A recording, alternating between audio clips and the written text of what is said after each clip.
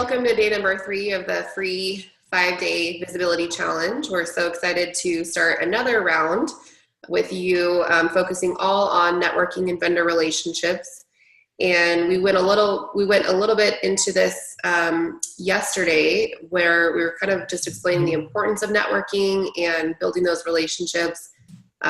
Really just not only for yourself and building your own portfolio, but just so that you have a strong community of wedding professionals in your area that you can really relate to and be personable with, and feel really comfortable because you're going to be working with them a lot. We're discussing some of the industry tips and some ideas on how you can communicate with potential vendors, whether that's someone that you've identified as someone that you'd like to collaborate with, or even just strengthening the relationships of those that you already are serving with quite a bit.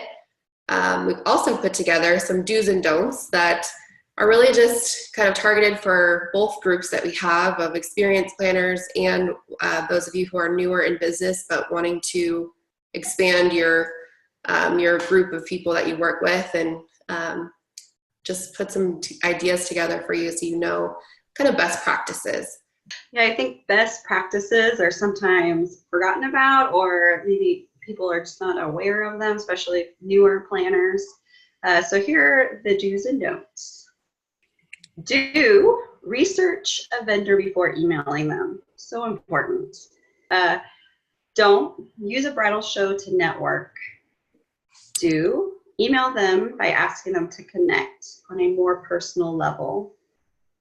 Don't send a generalized email about your company with no call to action. Do thank them with an email or a card if you do meet with them. Don't tell a vendor all about what they can do for you. Do be respectful of each other's time. Don't use their contact form if there's an email address. That's a huge one. Nobody likes to go into their email, get all excited about seeing an inquiry, and then finding out it's a vendor. So disappointing. Yeah, that can be frustrating with the CRM like Honeybook or Dubsado, because it creates a whole new project based on that inquiry. So an email would have been great, but sometimes you can't avoid that. I understand. So just kind of being aware of that. So another great way of networking is through style shoots.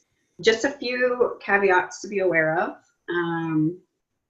You want to maybe have a contract with your fellow vendors to make sure that everybody's on the same page regarding what your purpose is. What are you using it for? Your website? Are you using it for PR to be submitted to some bigger blogs? It just really depends on what your focus is, but everybody needs to be on the same page.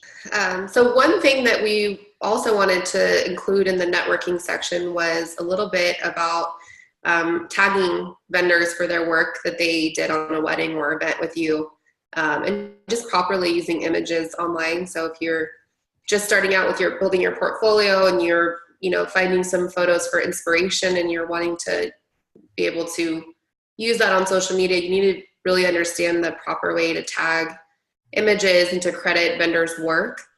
And then the same thing with any events that you do with other vendors. Like anytime you post those images, you should really be posting with the correct tags and links back to people's work. If it's on your website, including the links back to those vendors or to their social media. Because ultimately you're sharing more exposure back to those vendors and crediting their work. But also you're showing them that you respect them for what they do.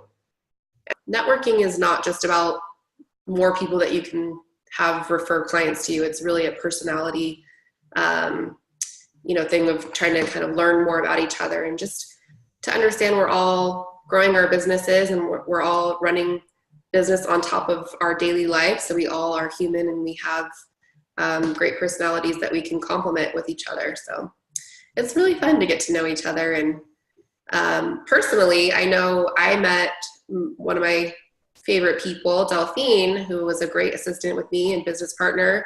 I met her at a networking event, which was like a free luncheon that we went to, and she just so happened to be sitting at my table, and I would have never met her if I hadn't gone to that event resource connection lunch that was just a random thing. And it was really great that I met her, and life can change that quickly just when you meet someone that you think you really mesh well with. So yeah, I have a similar story with a really good planner friend.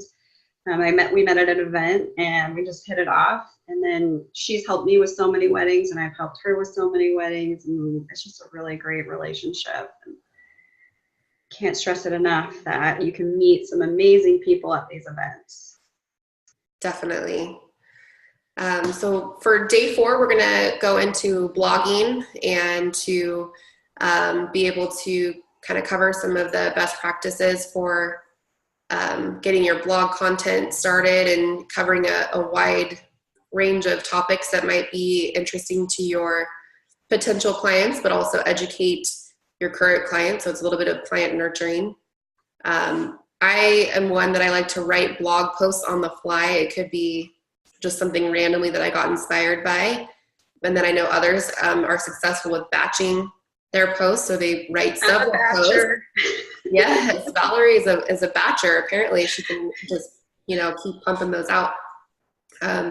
So if you're not familiar with blogging yet, or you don't understand yet about your website platform and how you can get a blog started, we will provide some extra links depending on some of the different platforms like Squarespace, Wix, WordPress, those things like that, where there's a lot of different templates you can use to get your blog content started. And we're excited to dive into that with you guys tomorrow on day 4.